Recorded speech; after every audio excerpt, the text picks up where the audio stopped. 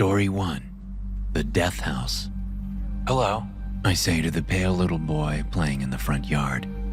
He looks up at me where I stand in the grass nearby. The movers are busy carting stuff into the house behind me. What's your name? I ask. I'm Owen. The kid seems to study me with big blue eyes and a splotchy, cherubic face. One hand still on his baby Yoda doll. Shane, he says after a moment. I wonder if the kid is sick or if he just looks like this all the time. Are your parents around, Shane? I know his parents are inside. I watched them go into the house from next door just before the moving truck pulled up. But I dare not even set foot on the porch. Not of that house. I feel weird about being this close to the place as it is. Hello, can I help you? Someone calls from the house. I look up to see a woman in her early 40s hustling out of the house, wearing a tank top and jeans. Yeah, I'm your neighbor, Owen. I live next door. I gesture at the craftsman to the right of their new home. Oh, yes, the woman says, now sounding less defensive. I met your parents yesterday. I'm Melissa Ware, and this is Shane. I hesitate. My parents didn't tell me they had met the new neighbors. What did they say? The woman cocks an eyebrow as she stops next to her son. What do you mean? I shake my head. I mean, did they tell you about this house's history? The woman looks confused for a moment, and then understanding comes over her sharp-featured face. Oh, you're talking about the previous owners. Yes, the real estate agent legally had to disclose that to us. She glances down at her son, throwing me a "be careful what you say around him" look. But you guys still bought the house? I ask. Even though... Mrs. Ware laughs. Yes, Owen. Your parents did tell me what you thought about the house, but I can assure you it's not true. I bite the inside of my cheek and glance at my house, thinking of ways to piss my parents off.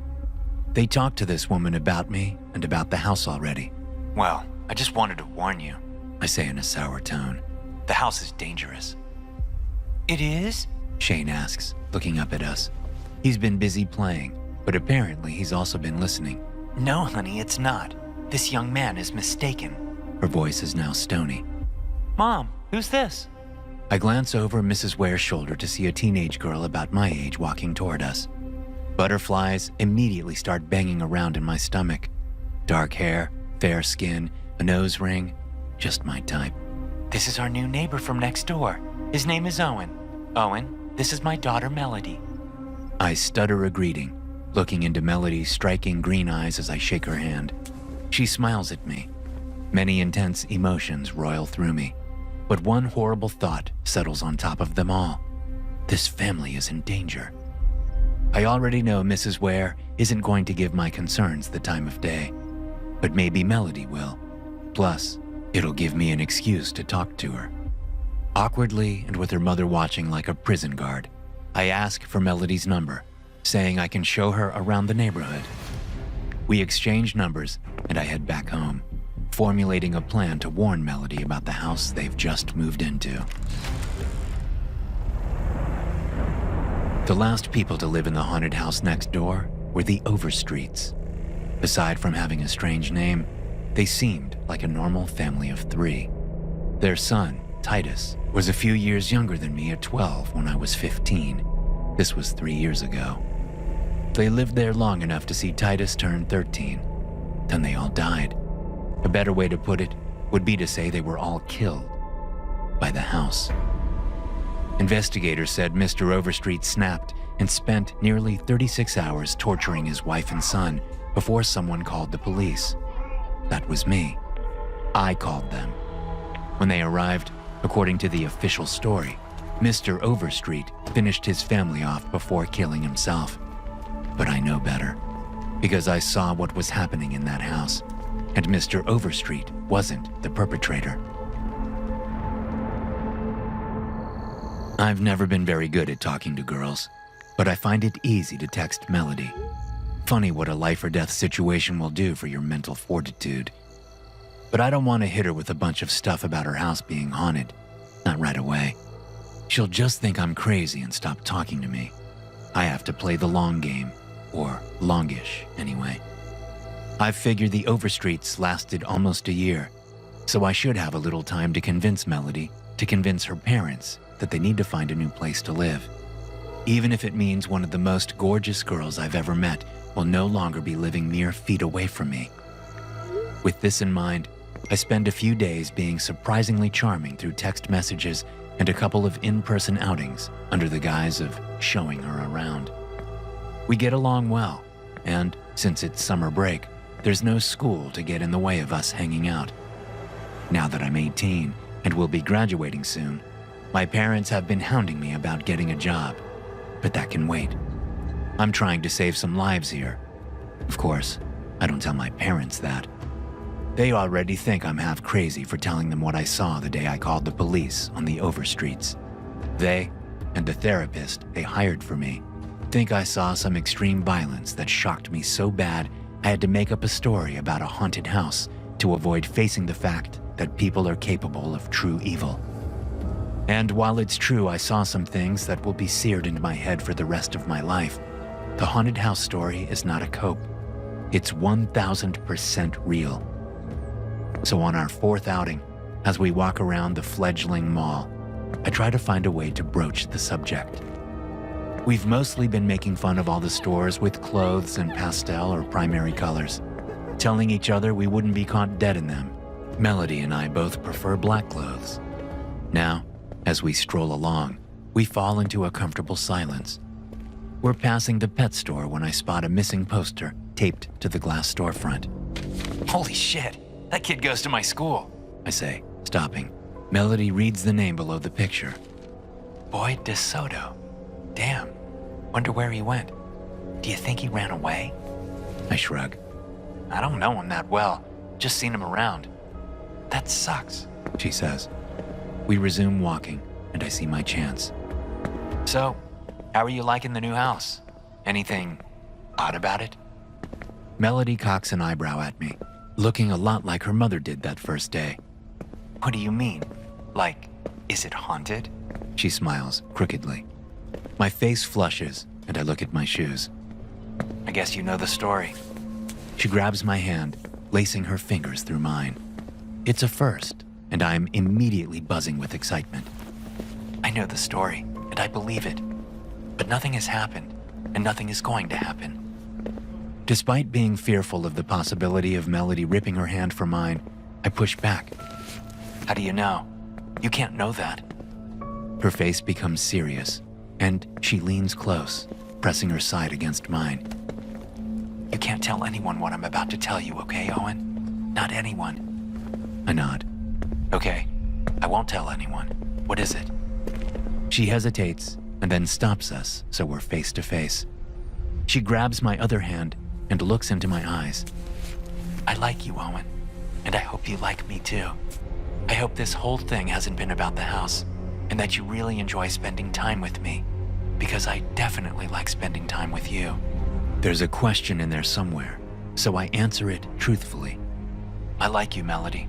A lot. Her emerald eyes bore into mine. I've never seen her like this. My parents know what they're doing, okay? They have some experience with this kind of stuff. I blink several times. What kind of stuff? Haunted houses? Yeah, paranormal stuff. So just know that everything is under control. You don't have to worry about us, I promise. This throws me for a loop. I'm so used to people disregarding my story. I don't know what to do when someone acknowledges it. Okay, I say lamely. Melody squeezes my hands tighter. You can't tell anyone. Swear to me. I swear. She kisses me on the lips, right here in the middle of the mall, and it's not a short kiss either. Suddenly, I have other things on my mind than some stupid haunted house. My bedroom is on the second floor of our Craftsman, and one of its windows faces what I've come to call the death house. It's through this window that I first noticed something strange happening in that house, back when the Overstreets lived in it. One thing my mother always did in the morning to wake me up was open my curtains to let the sunlight in. I used to fight her by closing the curtains and going back to sleep. Let's just say she didn't like that. I came home from school one day and found my curtains and blinds were gone. I warned you, she told me conversationally. I told you what would happen if you kept it up. It was true. She had told me. It was what started the whole thing. I soon became self-conscious about not having any privacy. Since that window looked across at Titus's bedroom, I found myself glancing over there to make sure I wasn't being watched. Not that the kid was a creeper or anything. He had blinds, and they were usually closed, at least at night. But the sudden absence of my curtains just left me feeling naked. So one night, when I was getting up to pee, I happened to glance out the window. Across the way, the blinds were open, and I could see right into Titus's room. The kid, blonde and skinny and otherwise average in every discernible way, was being held against his bedroom wall between his door and a Roblox poster. My first look was just a glance as I reached for my bedroom door, but I did a double take, blinking the sleep from my eyes. Several arms protruded from the wall around Titus, all of them looking diseased and discolored, with open, oozing wounds and sharp yellow fingernails. They pressed the kid against the wall, cutting him shallowly on the abdomen with what looked to be butter knives. One of these hands was clamped over the kid's mouth, keeping him from screaming. But his eyes were wide open in terror as he stared through the window at me. As I watched, a bloody gash opened in the wall behind Titus and swallowed him up. A moment later, the wall was just a wall again. No arms, no gash, no Titus. After standing there for a minute, wondering if it was a nightmare or not, I stumbled to the bathroom, took a piss, and went back to my room. I looked across and saw nothing out of the ordinary. I could only see about a foot of Titus's bed, and it wasn't enough to tell if he was in it. Dismissing the whole thing as a nightmare, I went back to sleep. I've long since earned my curtains back, but tonight, I'm standing next to them, telling myself not to snoop on Melody and her family. It has been several days since our kiss at the mall, and Melody has been essentially MIA. We've texted a few times, but we haven't seen each other. And there has been little movement from the house next door, which is exactly what worries me. Finally giving in to temptation, I part the curtains and peer across at what is now Shane's room. His blinds are drawn, blocking my view, just as they have been every other time I've glanced over. Despite Melody's assurances that everything is under control, I can't help but worry. She may think her parents have it under control, but she hasn't seen what I have. She doesn't know what that house is capable of. A horrible possibility suddenly strikes me.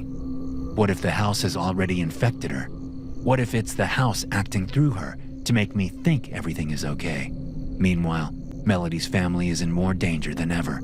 Still peering through the curtains, I pull out my phone and check the time.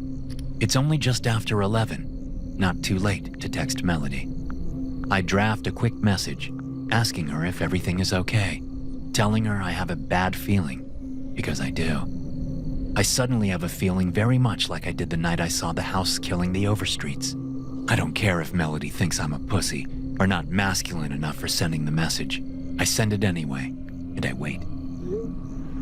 After 10 minutes of the message going unread, 10 minutes of arguing with myself, I finally decide I'll sneak into the backyard, just like I did the night I saw the house killing the Overstreets.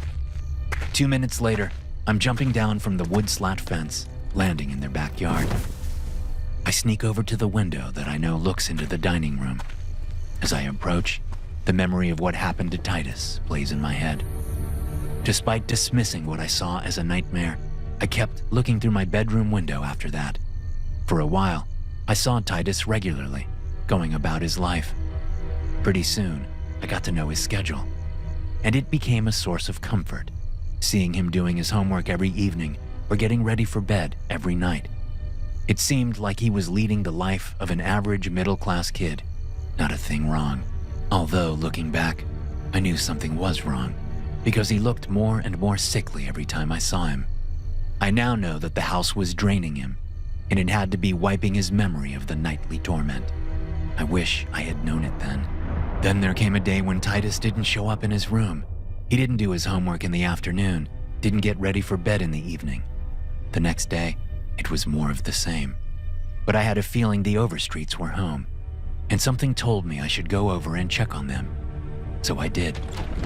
When I got to the dining room window that night, I saw that I was right. All 3 members of the Overstreet family were there, held against the dining room wall by those hands. Only they weren't just cutting shallow grooves on their skin. They had knives and serving forks and ice picks and screwdrivers and razor blades. They were using them on the family, slicing them up a little at a time so the house could savor the pain and torment. Police said Mr. Overstreet cut himself before cutting his own wrists, but I knew better. The house had seen me, and it knew I had called the police, so it made it look like Mr. Overstreet had done it all. Now, as I peer through that same back-facing window, I breathe a ragged sigh of relief when I see that the room is empty. No one is being held to the wall and sliced up with a gruesome hand clamped over their mouth. But I can't shake the feeling that something is terribly wrong. I check my phone. Melody still hasn't messaged me back. I move along the back of the house and onto the back deck to the sliding glass door. I peer through a 3-inch gap in the curtains, seeing only the empty living room. Without thinking too much about it, I try to open the door. It's locked. I move to the other side of the house, careful not to fall into one of the basement window wells. As I'm peering through a first-floor window into the den, I hear a faint noise coming from the basement. Dropping to my hands and knees next to the window well, I listen, hearing muffled whimpers. My already high blood pressure shoots to the roof. It's happening again. I can't see through the window because it's blacked out from inside with curtains. I quickly dismiss trying to get in through the basement window because the well is too narrow to fit me. But I have to find a way into the house. I can't let it happen again. I get to my feet and try to open the nearest window. It doesn't budge. Stepping back, I look around for a rock or something to break the glass with. But a noise from the window draws my attention back to it, and I see that it's open a crack. Did I just imagine it being closed? Am I too panicked to notice that it was already open? Shaking my head, I decide it doesn't matter. I shove the pane up and crawl inside the house, finding myself in the den. As I move out of the room, searching for the basement door, I pull my phone out and dial 911. As I move down a hallway, something jolts my arm, causing me to drop my phone. I whip my head behind me, expecting to see someone standing there, having just hit my arm. But the hallway is empty. Facing forward again, I go to pick up my phone. It's gone. Panic grips my heart, and I suddenly realize where I am. I've been so concerned with Melody and her family that I didn't have a moment to be scared of the house. But now I'm inside of it, and the fear comes, making up for lost time. I turn around to run back into the den to get out. But before I've taken 2 steps, I hear Melody calling for help from downstairs. She's calling my name. I stop, looking toward the den where the open window awaits. But I already know I can't leave. I have to help them. I can't let it happen again. Spinning around, I resume my search for the basement door, soon finding it. I'm halfway down the wooden stairs when I bring the scene into view in the unfinished basement. As I stare, I struggle to make sense of it. Melody has her back to me. She sits on the basement floor, forming one point of a triangle with her mother and father as the other 2. In the middle of that triangle is the missing kid from school, Boyd DeSoto. Rotten, decrepit arms protrude from the concrete floor, gripping Boyd as he struggles and whimpers. Floating face down in the air, several feet above Boyd is Melody's little brother, Shane. Smoky tendrils whirl between the 2 boys. Everyone but Boyd has their eyes closed. When he sees me looking over the stairwell railing, he shouts against the hand over his mouth. I look at the candles set about the room, their flames much larger than they should be. Thick, black curtains hang over the windows. Exposed wood joists line the walls and ceiling. None of this makes any sense. Then it hits me. The house has infected them. It's using them to feed it. Maybe they thought they could control it, but now it's controlling them. A vision jumps into my head unbidden, of gruesome hands reaching out of the floor to grab Melody. They dig their sharp nails into her skin, ripping her flesh off as she screams and struggles. I can't let that happen. I rush down the stairs and do the first thing that comes to mind. I start knocking candles over and shouting, trying to break them from their spell. It doesn't work. Melody's eyes remain closed, and now that I'm closer, I can see some of those smoky tendrils flowing to and from her. Same with her parents. They seem to fly out of Boyd and into the 3 making up the triangle before leaving them again and disappearing into Shane. I'm vaguely aware that one of the candles I knocked over has caught some curtains on fire.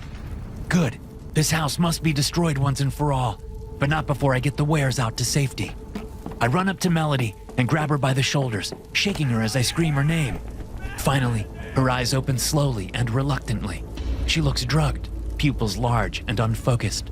Then her eyelids widen and she grabs my arms. Owen, what are you doing? She sees the growing fire at the wall. The flames lick at the exposed beams, devouring them as the fire grows. We need to leave! I shout, noticing for the first time that Shane is no longer floating as high as he was earlier. Boyd is still shouting against the hand over his mouth. I wonder briefly why the house hasn't attacked me yet. It doesn't matter. I'll take what I can get. What did you do? Melody shouts. Shane lowers more as his mother seems to come out of her trance. Melody shoves me away and yanks her brother from the air. The fire is covering one entire wall now. It seems to be spreading impossibly fast. We need to leave. Mom, get Dad! Melody shouts. The house is on fire! I run around and try to help Mrs. Ware up, but she jerks away. Don't touch me, you idiot! Still not understanding, I take a step toward Boyd, thinking I'll pry the arms off to free him. But I can see that I'm already too late. Sharp fingers dig into his flesh, causing blood to bubble up around them. 4 hands have hold of his head, and they're ripping it apart. Fingers gouge his eyes out, using the sockets for handholds. Others grip his jaw, snapping it, now allowing him to scream freely. I turn away as his face splits open in a splash of blood. The entire Ware family is rushing up the stairs. The basement feels like an oven now, and I can barely make it to the stairs without getting badly burned by the growing fire. I make it outside a moment after the Ware family.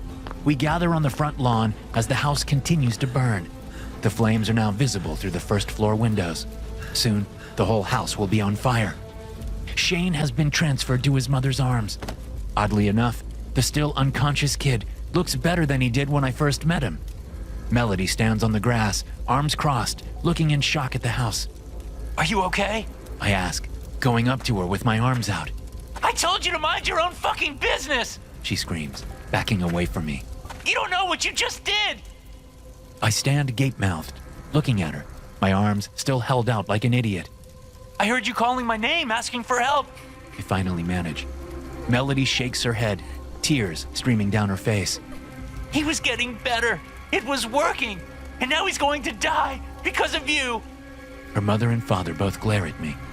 Go home, Mr. Ware says. and if you tell anyone what you saw down there, we'll tell them you burnt the house down. I hesitate, looking at Melody. Go home, She says. Stay away from me. It wasn't the house, I think. It was them. They abducted Boyd DeSoto as some kind of twisted sacrifice to the house so they could make Shane better. He really is sick. As I turn to leave, something like a shockwave erupts from the burning house. I feel it sweep over me like a frigid winter wind ahead of a blizzard. Nausea causes me to stagger as I cross my yard toward the front porch. Then the sensation passes. Excited voices erupt from behind me. I glance over my shoulder to see the Ware family rushing down the street on foot, their cars in the burning garage. Where are they going? I think morosely. People have started coming out of their houses. Distant sirens tell of help coming. I'm surprised that my parents aren't outside right now. After all, our houses are pretty close. The fire could easily spread. I open the front door, thinking I'll have to wake them if they're still asleep. But as I come to the living room, something catches my eye through the gloom. I turn my attention that way, seeing my mom and dad pinned to the wall with rotting, sharp-fingered hands. Melody's words repeat in my head. You don't know what you just did! An ice-cold hand grips my ankle. I look down just in time to see another arm erupt from the floor and grip my calf, digging its knife-like nails into my flesh. I scream in pain as I'm pulled to the floor. Hey guys, quick shout out to NoCD for making this video possible. Sometimes the scariest stories aren't on screen, they're in your head. Intrusive thoughts like, what if I did something terrible, can feel real, and fighting them only makes them stronger. That's not overthinking, that could be OCD. NoCD specializes in ERP, the gold standard OCD treatment, with licensed therapists who take insurance and offer support between sessions. If any of this feels familiar, go to nocd.com and book a free call to learn more. That's nocd.com. Story 2. Don't go in the cellar. Well, that's all I have to show you. I'll give you two some time to look around and discuss it yourselves. Just holler if you need me. Smiling, I turned to leave the young couple in the living room. They're first-time home buyers. I've been selling houses for long enough to spot them a mile away. What about the cellar? The young man asks. He's wearing khaki shorts and a turquoise polo shirt. His words make my stomach cramp. Cellar? I say, still smiling. I don't believe this house has a cellar. The man and his wife look at each other. They seem like nice enough people. He's handsome, she's pretty. They probably have a couple of kids. Just the thought of children running around this house makes me want to scream. The man, Mr. Greer, returns his gaze to me, a smirk on his face like he knows I'm lying. I don't think I'm that obvious, am I? I found an old listing for this house on the Wayback Machine, Mr. Greer replies. It says there's a cellar, and my father told me that looking at the cellar is a good way to see if the house has good bones. Right, I say. Good bones. Well, if there's a cellar, I don't know about it, and I certainly haven't seen any entrance. I can call the office and see what we can dig up. How about that? That would be great. Okay, excuse me. I leave them in the living room and head upstairs to use the bathroom and pretend to call the office. After doing my business, I sit on the toilet with the lid closed and try to focus.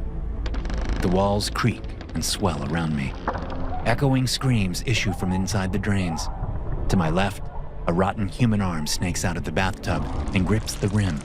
The arm belongs to a putrescent corpse, which sits up in the tub filled with viscous black liquid. The bathroom reeks, the putrid stench threatening to expel the contents of my stomach. The corpse's face squirms with maggots, as its lidless, shriveled eyes stare at me above a lipless mouth full of snaggly teeth. I shut my eyes and clamp palms over my ears. It's not time, I mutter. It's not time. It's not time. Slowly, the stench fades. I ease my hands away from my ears. The screams from the sink and tub drains have disappeared. Opening one eye, I see that the corpse has gone too. A scream careens through the house, prompting me to whip my head toward the closed door. This scream doesn't come from the drain. It came from the cellar. I lurch up from the toilet. Seconds later, I'm entering the kitchen. The pantry door is open, and beyond that, the false wall at the back of the storage room that leads to the cellar yawns like a freshly dug grave. How did they know? No! I shout, running down the short flight of creaky wooden steps and into the cellar, which is lit by a single bare bulb hanging from the middle of the low ceiling. Help me! Mrs. Greer screams. She's kneeling on the floor next to Mr. Greer, or what's left of him. There's a giant mouth in the packed dirt floor, matching the one I saw on the corpse in the bedroom, except this one's large enough to fit a person inside it. The cinder block-sized rotting teeth are clamped around Mr. Greer's waist, his legs inside the mouth. He's conscious, but his face is that of a man trying very hard to keep from passing out. Mrs. Greer has him by one arm, trying to drag him out of the huge mouth. I freeze at the foot of the stairs, crouching so I don't hit my head on the exposed beams. Finally, unable to hold it in any longer, Mr. Greer screams just as the teeth crunch through his body, cutting him in half at the waist. Mrs. Greer, still pulling her husband's arm, falls backward, dragging the top half of Mr. Greer with her. His intestines string out behind him. I turn and rush back up the stairs, chased by Mrs. Greer's terrified screams. I slam the disguised door at the top of the stairs and put my back against it, sliding down to sit as sobs work their way up from the depths of my body. Mrs. Greer's screams continue for a few interminable moments until a sickening crunch cuts them off. Show her to me, I say, hands gripping the hair at my temples. I want to see her. The pantry door slams, plunging me into darkness. A moment later, a soft glow illuminates the space, and I see her standing there in front of me, smiling. Please, let me see her again. I say to the house, looking at the ceiling in the living room. Just for a minute. Just one more time, and then I'll bring you more food. A knock at the front door causes me to jump. Grumbling, I trudge over and open the door. As soon as I see the two people on the front porch, I know I'm in trouble. One is a man dressed in a gray suit with an oversized jacket to help obscure the gun he carries on one hip. The woman wears her pistol in a shoulder holster. I can see the butt of it poking out from under her windbreaker. She also wears jeans, cowboy boots, and a button-up blouse. There's a significant age difference between the two, but they both have faraway looks in their eyes. The man is thick-bodied and a slightly darker shade of gray than his suit. The woman is slender in a powerful, sinewy way. Mr. Rourke? The woman says. I nod, stepping out onto the porch and shutting the door behind me. The lockbox attached to the knob knocks lightly. This is Detective Linton. The woman continues. And I'm Detective Pruitt. We would like to talk to you for a few minutes. She doesn't offer to shake my hand. I'm about to head to another showing, actually. Maybe another time? As soon as the words are out, I regret them. I should have asked what this was about. I haven't said 20 words, and I'm already looking guilty. Because I am. We called your office, Detective Linton says. They said you don't have anything on the books until 2. I make a show of checking my watch. I thought it was 2. Yeah, I guess I do have a minute then. What is this about? Can we step inside? Pruitt asks. Before I can answer, she reaches past me, opens the door, and moves inside. I step toward the porch stairs. Oh, this isn't my house. I'm just trying to sell it. It would be best if we could do it out here. Linton blocks the stairs to the yard. We're doing it in the house. I clear my throat. Okay, that's fine. We head inside. Linton shuts the door behind us. As soon as it's closed, I feel the house tensing in anticipation. No, I think. Not again. Not again. It's not worth it. The memory of those giant teeth snapping through Mr. Greer's waist plays on repeat in my head. Then, his wife dragging his body as she falls down, his intestines spilling out like a nest of snakes. We're still in the entryway when I say, We have to get out of this house. I'll tell you whatever you want, just as soon as we get out of here. I turn toward the door, but Linton blocks the way. Why do you want us to leave? He asks. What are you hiding in here? I pinch the bridge of my nose and shut my eyes. No, this house is haunted, okay? I know it sounds crazy, but it's the truth. It seduced me. Not in that way. Not in the way you think. It gave me my daughter back. I held her. I smelled her hair and talked to her and heard her laugh. She was really here. But then it took her away and said I could have her back if you just what? Pruitt asks sympathetically. I let go of my nose and look at her. It said I had to feed it. So I did. I fed it. Twice. But the Greers, that wasn't my fault. I told them there was no cellar. I didn't know it would do that to them. The two detectives share a look. Linton is still behind me at the door. I turn so I can see them both. A shriek erupts from the cellar. It's a little girl's scream filled with pain. It's my daughter. I know it is. Did you hear that? I say, my eyes bouncing between the two cops. They look at me like I'm crazy. It comes again, and I slam my hands over my ears. Please, we have to get out of here. I can't listen to her scream like that.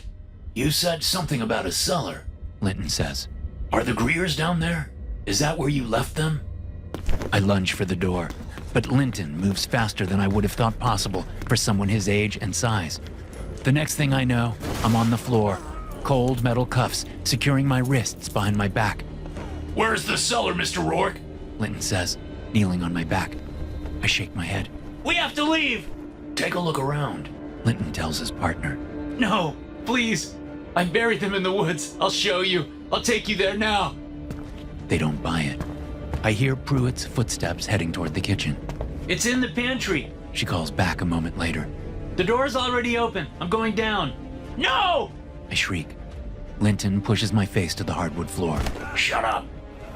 I wait for Pruitt to scream, for the sounds of her bones snapping, her flesh being torn off. But it doesn't come.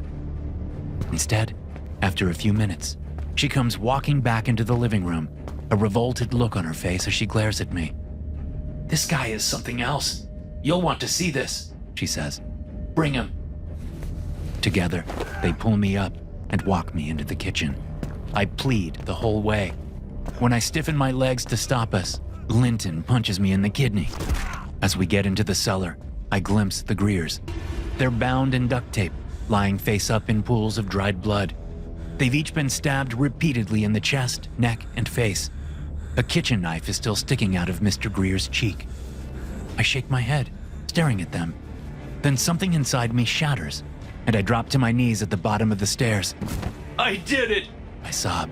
I did it! I killed them! And 2 homeless people from downtown! I brought them here and killed them! What a sad sack of shit. Linton says. Call forensics and get a team down here. Yeah, on it. In the corner of the room, Mr. Greer gasps as he sits up. What the fuck? Linton yells. Pruitt takes in a sharp breath. Arrgh! Mr. Greer cries. Help me! You gotta help me! Fuck! He tried to kill us! Linton rushes over to him, bent over to keep from hitting his head on the low ceiling. Stay calm. We'll get you some help. Pruitt, call an ambulance. The duct tape seems to fall away, as if it's little more than toilet paper when Mr. Greer brings a hand up and grips the knife sticking out of his cheek. No! Linton says as he approaches the man, hunching beneath the low ceiling. Leave it in. Greer pulls it out anyway and looks at it like he's never seen a knife before. Linton gets to his knees next to the man, his hands out, but not touching the guy as he looks him over. How are you not bleeding? He whispers. How are you not? Greer says, right before dragging the knife across Linton's throat. Pruitt shouts something incomprehensible as blood fountains out of her partner's neck. She drops her cell phone, the ambulance call now low in priority, and pulls her pistol from a shoulder holster. Meanwhile, Mrs. Greer sits up, grinning, her own duct tape falling away. Linton collapses to the floor, gripping his throat and gagging as he dies. Mr. Greer gets to his feet, knife still in hand, and marches toward us. Pruitt fires her pistol, hitting the man in the chest twice before I lurch at her, slamming into her side with my shoulder. She crashes hard into a support beam and falls to the floor, losing her weapon. With Mr. Greer closing in and Mrs. Greer not far behind, Pruitt does the sensible thing and tries to run. Having recovered from my collision with her, I back away, hands still cuffed behind my back. The detective turns toward the stairs and starts running. But as she does, the cellar stretches out around her, turning into an impossibly long hall with a treadmill-like floor that keeps her moving in place no matter how much she pumps her legs. This transformation makes me nauseous. Everything seems to be stretched in every direction, almost like looking through a fisheye lens, but 100 times more disorienting. The Greers don't have the same problem. They approach her at an easy, undead shuffle. As Pruitt turns to face them, she looks at me. The terrible regret is plain on her face. It gives me a sick satisfaction as I think, I told you so. The cellar comes back to its normal dimensions as Pruitt stops running and squares off against the Greers, hands up and ready to fight. The hard-packed dirt around her feet parts as decaying hands jut out of the earth, gripping her by the ankles. She screams and looks down just as the 2 homeless men I fed the house emerge to their waists, their rotting faces squirming with maggots as they grip her legs. The Greers approach, and as they do, I see a giant mouth opening under Linton's body in the corner. The crunch of his bones creates a resonant undertone to Pruitt's sounds of distress as the mouth chews him. We're going to take our time with you, Mr. Greer says, grinning at Pruitt. I helped you! I shout. I brought them here! Now give me my daughter back! You tried to warn them. Mr. Greer says, looking at me. No! It was all an act! I knew if I told them to leave the house, they would do the opposite! I mentioned the cellar on purpose, I swear! Now give me Alexis! I did what you said! Now give her to me! The Greers and a stunned Pruitt stare at me for a moment before they fade away. The cellar shifts sickeningly, morphing around me. I shut my eyes to lessen the nausea. When I open them again, my hands are free, and I'm standing in the house's entryway. Alexis stands there, looking up at me with her wide blue eyes, her strawberry blonde hair thick like it was before the chemo. She looks healthy and happy. When she takes my hand, it feels warm and soft, just like I remember. She leads us to the door, which opens on its own. Hand in hand, we walk out of the house, down the porch, and onto the sidewalk. My car is nowhere to be seen, but it doesn't matter. The afternoon sun is at our backs as we walk away from the horrible house. The world seems to shimmer around me for a moment, and I catch little glimpses of the cellar, as though through a sheer curtain blowing in the wind.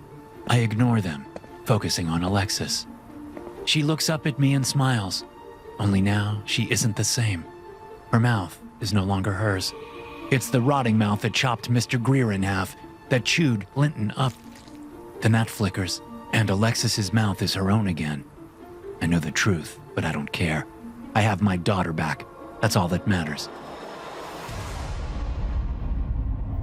Realtor still missing after 2 detectives slain in house. Authorities are still searching for Leon Rourke, a realtor wanted for the murders of 5 people, including 2 homicide detectives, John Linton and Rebecca Pruitt. Rourke's other alleged victims include Mr. and Mrs. Nathaniel Greer, Dalton Richards, and Peter White. All their bodies were found in the cellar of a house Leon Rourke was trying to sell. The 2 detectives were investigating the disappearance of Mr. and Mrs. Greer when they were reportedly lured to the cellar and killed with a number of different murder weapons the police are still searching for. What he did to those people? Their bodies were so badly mutilated, we could hardly tell who was who, said a police officer familiar with the case. This guy is sick, and we need to catch him now. Miss Olson, Rourke's ex-wife, insists that the suspect isn't capable of what the police are describing as a heinous killing spree. He doesn't have it in him, Miss Olson said. I mean, he was in a dark place after losing our daughter to cancer, but he would never do anything like this. Never. There has to be some kind of mistake. Police have released several images of Leon Rourke and are asking for tips from the public. His vehicle was found at the crime scene, so he may have made off on foot, or a vehicle he bought under a different name. If you have information about this man's whereabouts, please call the police hotline at... Story 3. The house is hungry. At a glance, there's nothing unique about the abandoned tract house. It's a 2-story block-like structure that stands shoulder to shoulder with other identical houses. Like the others, the windows have been broken out, the door removed or smashed off its hinges during a long-ago police raid. But as I stand across the near-deserted street and the bright morning sunlight and watch number 408, it starts to feel different from its neighbors. It starts to feel ominous. Or maybe it's just my mind getting the better of me. According to a call I got an hour ago, it's the last place my brother was seen before disappearing off the face of the earth. Suddenly, I feel the urge to call the detective assigned to my brother's case, Clevenger. Still staring at the house, I pull out my phone and find his name in my recent calls. The last time I talked to him was 4 days ago. There had been no leads. It's not uncommon for people like these to be hard to find, he had said during our last call. People like what? I snapped, already frustrated with trying to get him on the phone. I had left him 5 messages and called him 10 times before he finally picked up. He sighed. Addicts, the homeless. Oh, sorry, unhoused. Not Dalton, I said. My brother's disability checks get sent to me. He comes like clockwork. He wouldn't just disappear. His check has been here for 3 days. Well, I have a feeling you know what I'm going to say next. I've called all the hospitals, all the homeless shelters. I've called everyone. If he's dead, no one has found him. I understand your frustration, but we're doing all we can. I'm betting he'll turn up. I hung up on him, knowing that what he left unsaid was that my brother was likely on a bender or trying to score some dope somewhere I wasn't familiar with. But I knew better. Now, 3 days later, a phone call out of nowhere from a guy named Sly has brought me here. The memory of that last phone call with Clevenger brings a wave of anger. I shove my phone back into my pocket without calling him. As I head across the street, I steel myself against the feeling that the house is somehow waiting for me. I stop halfway, my head whipping up to look at one of the smashed-out second-floor windows. In my peripheral vision, I thought I saw my brother appear there, only to be yanked down and out of view by a series of gruesome gray hands. Of course, there's nothing there. My imagination is getting to me. Just as I resume walking, an ear-ripping shriek erupts from inside the house, causing my whole body to tense up again, freezing me after only 2 steps. As soon as it came, the shriek ceased, as if it was on a radio someone turned off. But it wasn't on a radio. I wonder if it was Dalton. It certainly sounded like a man, but I've never heard my brother scream before. Not like that. I continue, trudging up the cracked concrete walkway. I stop at the empty doorway. Although it's slightly recessed in the middle of the house, there's enough sunlight to show me the entryway and the stairwell just beyond. Debris litters the entryway. Dead leaves have been blown inside by the wind, but mostly it's trash and pieces of drywall, all of it covered in dust and dirt. Something familiar catches my eye amid the detritus. I lean forward to get a better look. It's a human tooth, root and all, and judging by how little grime it has on it, it's a new addition. I hear footsteps inside the house and look up to see a skinny, white-haired black man stepping to the head of the stairs. From tip to toe, he fits the description of a homeless addict, just like my brother. He looks down at me, fear and hope warring plainly on his face. Are you Sly? I'm Derek, Dalton's brother. The man's shoulders relax, and hope seems to win as fear fades from his expression. Yeah, I'm Sly. You look like Dalton. I can see the resemblance. Come on in, we can talk. I dare not let hope ignite. This might all be some scheme to get some money from me, either by coercion or robbery. My brother has been an addict for long enough to teach me a few things the hard way. How do you know Dalton? Despite his suggestion, I haven't yet stepped foot in the house. We were partners for a minute there. Watched each other's backs, shared dope. Till we drifted apart, like people do. Maybe he told you about me? Yeah, the name Sly rings a bell. I lie. So what did you want to tell me that you couldn't say over the phone? Come on, I'll show you. Without waiting, Sly turns and walks out of view. I glance back down at the tooth on the floor and then force myself to step inside. As I make my way up the filthy wooden stairs, I see what looks like a long-dried bloodstain on those closest to the bottom. Shaking my head, I keep going. Sly reappears at the top of the stairs, waiting for me. When I reach the second floor, he heads to the front of the house, moving alongside the stairwell where there had once been a railing, but where now there's nothing but a sheer drop down to the stairs. A window looks out onto the street at the end of the hall. The same window where I thought I saw Dalton pulled down by those corpse hands. There's a bedroom on either side, the doorways facing each other across the hallway. I'm surprised one of them actually has a door, even though it has a massive hole in the middle of it, which has been taped over from the inside with a holey trash bag. Sly chooses this room, opening the door on a small square space with a single full-size mattress in one corner and trash everywhere. The mattress and the two threadbare blankets strewn across it are discolored with dirt and dried fluids, the origins of which I don't want to think of. I wait as Sly looks around the room, grumbling to himself. He moves past me, leaving the room. I try to tamp down my growing frustration. I follow him across the hall to the other bedroom, but he comes right back out with an orange 5-gallon bucket that smells like shit and piss. Flies buzz around the thing. I give him a wide berth, ignoring whatever's sloshing inside, and putting my back to the window that looks out over the street. Once he's passed by with the bucket, I follow him into the first bedroom just as he flips it over in one corner, splashing the meager but foul-smelling contents onto the floor. Was my brother staying here? I ask, watching Sly stand on the bucket and reach toward a hole in the ceiling. Yeah. Sly stands on his tiptoes on the bucket and digs around in the dark attic with his hand until he finds what he's looking for. He pulls out what looks like a toiletry bag, eyes suddenly alight with excitement. It's not like he had anywhere else to go. You wouldn't let him stay with you anymore, right? No, I say with a swelling of guilt. not since he stole my TV and my laptop. Sly plops down on the mattress and opens the pouch, taking out a syringe and a spoon and a dirty ball of cotton. When he pulls out a baggie of what must be heroin, he looks up at me. You're not gonna narc on me, right? I shake my head. So, do you know where my brother is? Did you see Tubbs? Sly asks.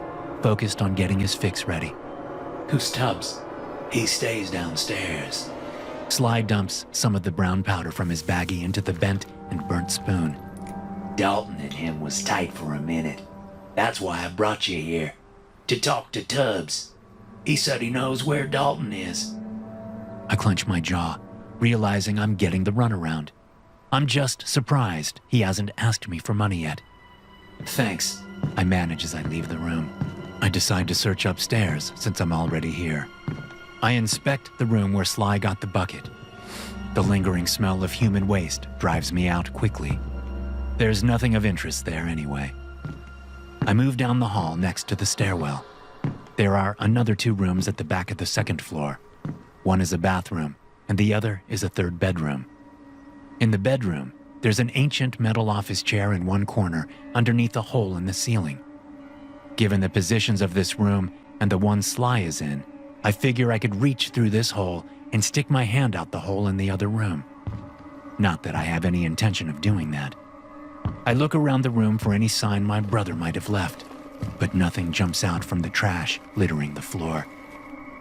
As I'm about to head downstairs, a thunderous thudding noise erupts from the attic, causing me to freeze and my heart to race.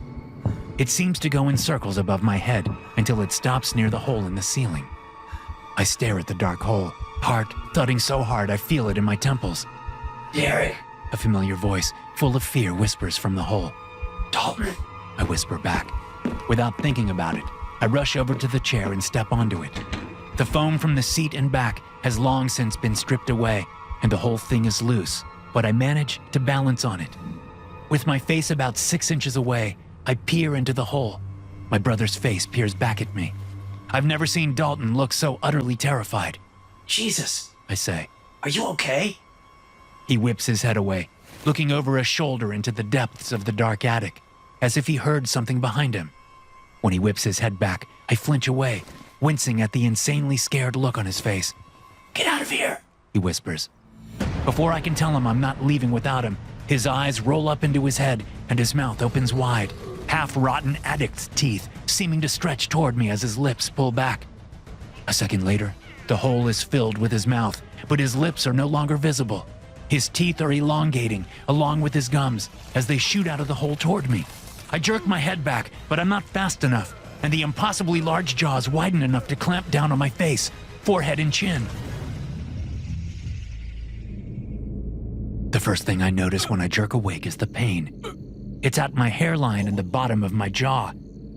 The second thing I notice is the dark. The memory comes rushing back, and I scramble backward along the trash-strewn floor until my back hits a wall.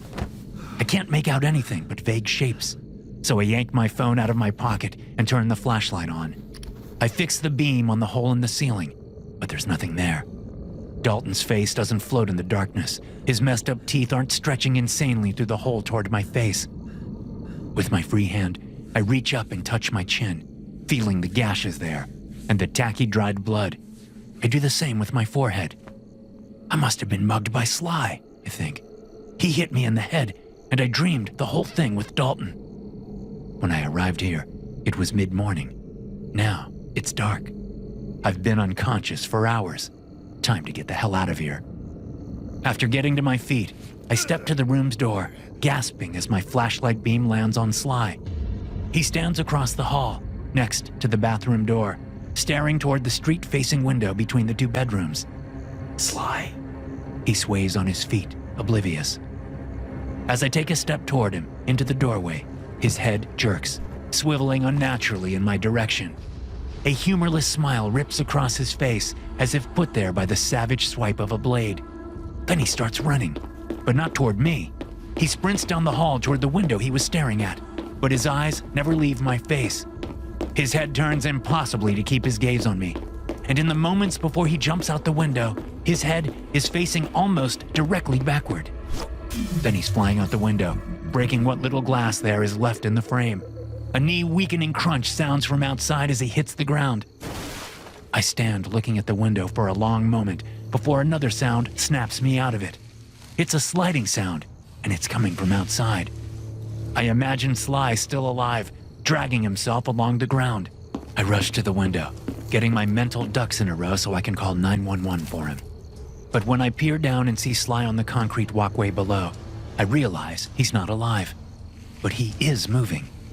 His legs are hovering off the ground, and he's being pulled toward the house by some invisible force.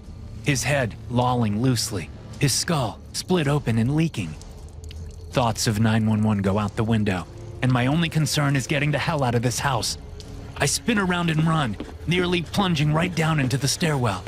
I just barely manage to run down its side, making a U-turn at the head of the stairs and rushing to the first floor. But when I get to the front door, Sly's corpse stands there, blocking the way, smashed head hanging down his chest like a gruesome ornament. Back here. A voice calls. It won't let you leave. Not now. Not unless you give it something. So I wouldn't try if I were you. All you'll get is hurt. Fuck this, I say before charging at Sly's corpse. As I'm closing, his pulverized head creaks open like a mouth directly along the bloody line where his skull cracked open. Sharp pieces of bone line both sides of the vertical mouth, like teeth. I try to stop, but my momentum is too great, so all I can do is jam my hands out to stop myself. I deliberately aim both of them away from the lolling head, but it jerks out on an impossibly elongated neck and catches my right thumb in its skull mouth, immediately snapping closed and severing my digit as I collide with the rest of its body. I bounce off him like he's an NFL lineman, using the momentum to pull away, screaming in pain as blood spurts from my wound. Not knowing what else to do, and too shocked to think it through, I run past the stairs and into a gutted kitchen empty of all appliances. A man sits in the corner where a fridge once was, looking grimly at me.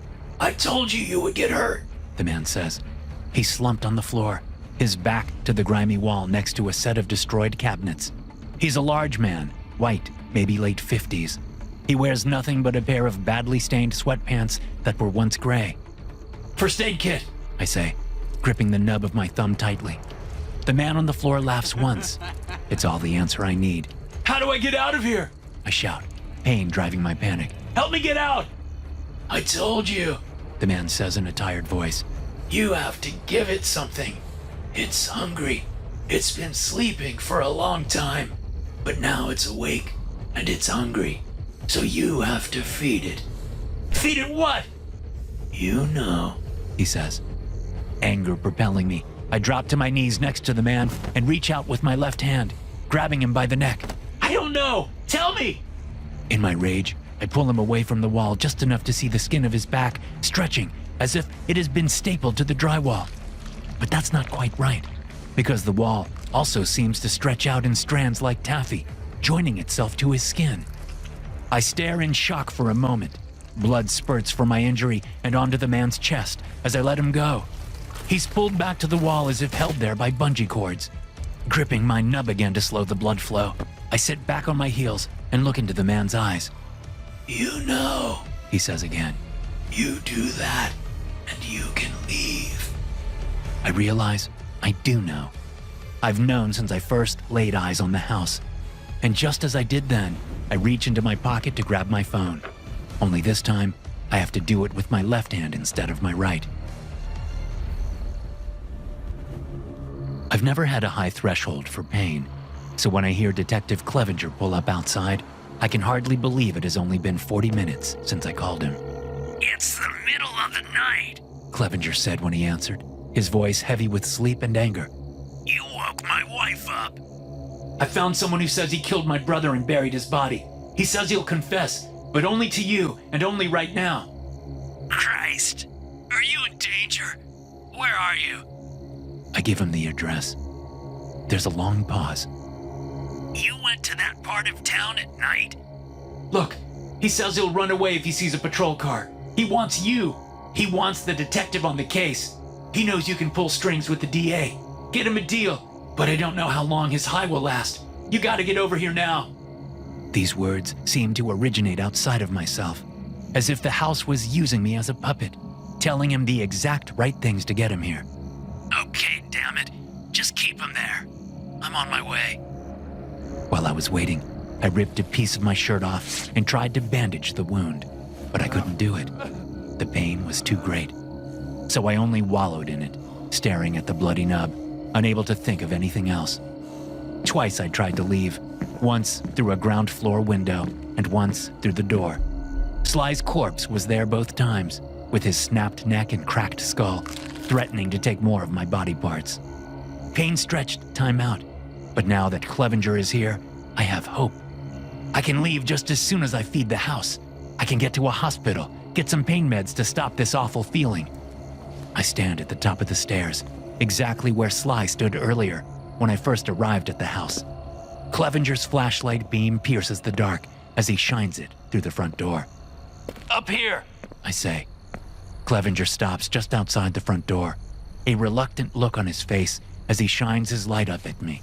I squint and look away. What's in your hand? He asks, his free hand creeping toward his pistol. Sheepishly, I bring my injured hand from behind my back.